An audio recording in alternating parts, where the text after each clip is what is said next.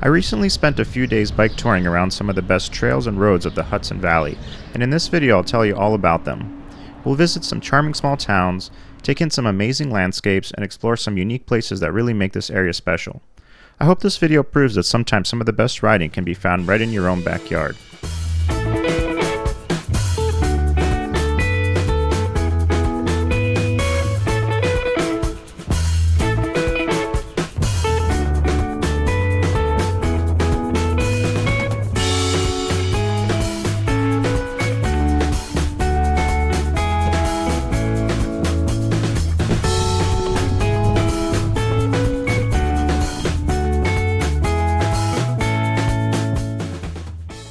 Many of the bike touring videos on my channel are about 2-week-long trips overseas, but sometimes I only have a few days available to me, so I put together a short trip closer to home with my friend Gina, who I previously traveled around the Yucatan with back in 2017.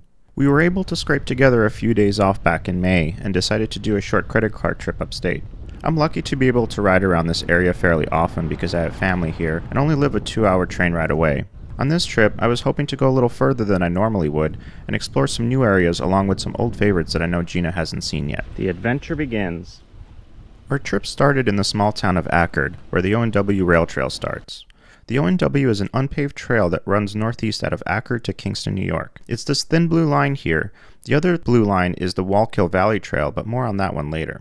There are a few small sections of the O&W further south of Ackerd as well, but they are disconnected from the rest of the trail. The trail runs along the remains of a section of the New York, Ontario and Western Railroad, which is where the O&W come from. It operated trains here until 1957. The trail now passes through a mostly rural section of the Rondout Valley between the Shawangunks and the Catskills. On the way to the trail entrance, we passed a popular swimming hole on a small stream. It was a bit early and not especially hot yet, so we didn't go swimming, but we did dip our feet in anyway.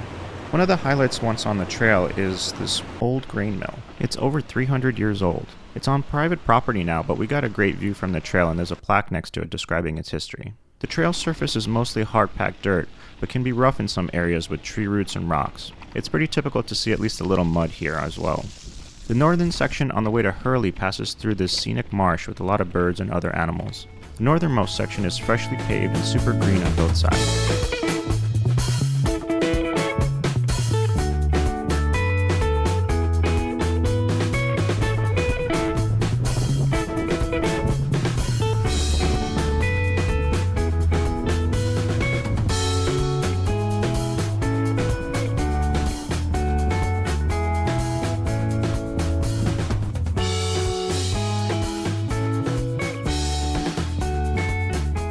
At the end, the trail dropped us off right inside the city of Kingston. The city is full of historic buildings dating back to the 17th century and served as New York's first capital. We stopped for lunch in the Stockade district and on the way out of town stopped by a tiny brewery called Kingston Standard Brewing. I discovered their Kolsch at a local restaurant on my last visit to Kingston. It's not easy to find outside the city, so we picked them up for later. The brewery and the city are definitely worth a visit if you're traveling in this area. Heading out of Kingston, we've connected with the Empire State Trail's route to Hudson.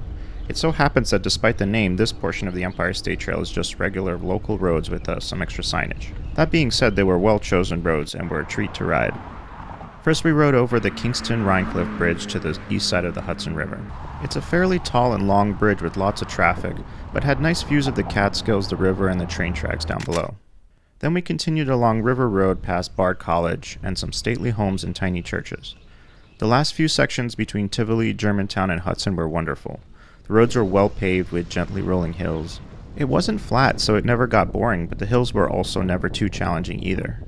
We were surrounded by farms and beautiful blue mountains in the distance. There was virtually no traffic for miles on end. It sprinkled on us a little bit, but I was still having an amazing time. This could be some of the best road riding in the entire state. We arrived in Hudson at dusk. It was only my second visit to this city ever, but both times I arrived to an incredible sunset. Also, both times there was a huge rainbow over the city. Quite the introduction, if I say so myself. We chose a small hotel in town to stay in called the St. Charles. It's not usually a problem, but I have run into the odd hotel that doesn't like bikes inside the rooms, doesn't provide a safe space to keep them, and is generally hostile towards cyclists. I wasn't sure if this was going to be a friendly place, but my mind was quickly put at ease. The Empire State Trail has brought a lot more bike tourists to places like this. The owner told Gina that in his experience, cyclists were on average nicer and easier to deal with than other guests. Most people who ride the Empire State Trail are usually camping most nights, so I imagine the average cyclist arrives in a really good mood from a day of beautiful riding and is super happy to finally have a shower and a proper pillow, whereas the typical tourist who is not riding might complain about small insignificant things. Our room was clean and comfortable, so I would gladly stay here again. There are some really nice restaurants in town, and we had a great meal before turning in for the night. The coffee shop next to the hotel had great breakfast options, and I ordered this rather photogenic salmon toast that I was very pleased with. After packing up at the hotel, we took a moment to appreciate the views from the park at the other end of the city overlooking the river. Hudson has an attractive urban-looking downtown and makes a great base for exploring the area. Once we were done exploring, we rode south, back in the direction we came from, but chose some different roads this time. They weren't much less scenic than the day before, again with very light traffic and charming little churches and farms sprinkled around the landscape. We made a little time to visit my friend Jeff, who I used to play soccer with until he moved up here permanently. He told us he was really enjoying the country life, and it was no surprise considering what kind of little tiny shoeboxes we all live in the city. On the first day, we rode over 55 miles, but decided on a bit of a shorter ride for day 2. That left us some extra time during the day, so of course we decided to go to a brewery. Where are we riding to, Gina? Lasting Joy Brewery. Yeah. Refreshment. Our joy was sadly short-lived, however, because it seems this brewery's schedule wasn't fully synced up with what was written on the internet. Their location was really nice though, with some 2-row barley growing out front. We wrapped up the day's riding and rolled into the town of Rhinebeck towards the end of the afternoon. Rhinebeck was a little smaller than Hudson or Kingston, but equally enjoyable to ride around and explore. Like the other 2 cities, it's full of small local shops, bars, and restaurants. Finally got what we needed. We should. We stayed at a nice historic hotel in town and got back on the road in the morning. Riding south on this side of the river was decent but not especially memorable. It would dramatically improve though once we got to the town of Poughkeepsie. Here we linked up with the Empire State Trail again, this time on an actual trail. It started with the river crossing on the Walkway over the Hudson, a huge 212-foot former rail bridge converted to a walking and hiking path back in 2009. The views from up here are incredible. The Walkway closes every day at dusk, but nearby Mid-Hudson Bridge also has a pedestrian and bike crossing, and it does not close at night. On the other side of the Walkway is the paved Hudson Valley Rail Trail. It runs along another abandoned railroad track from the Walkway to the town of New Paltz.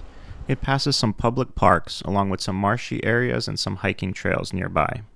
There's also a confusingly named place called Illinois Mountain. It's not the easiest place to find information about on Google, but what I did read is that there are some mountain bike trails in there. If you've ever been there, leave a note in the comments. I'd love to know more about it. There are a few historic train cars and depots along the way to remind riders of the trail's old use. We ran into a local rider who chatted with us about all the different trails in the area.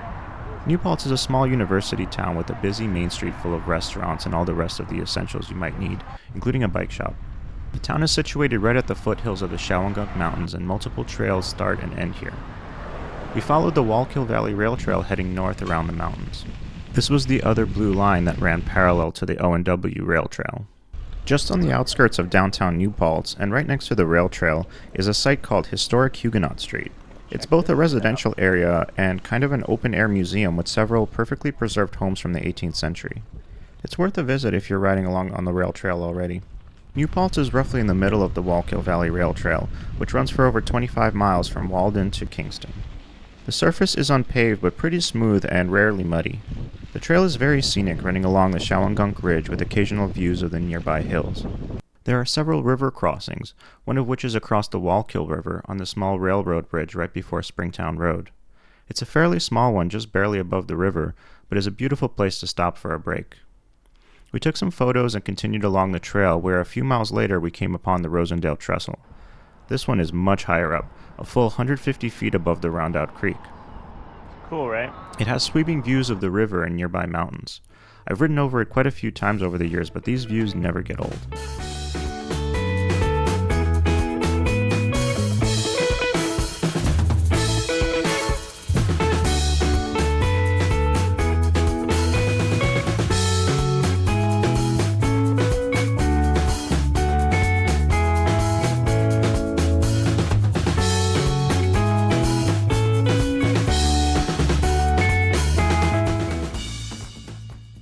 Just north of the trestle, there are huge caves that blast cool air out of them all year round, just like nature's air conditioning.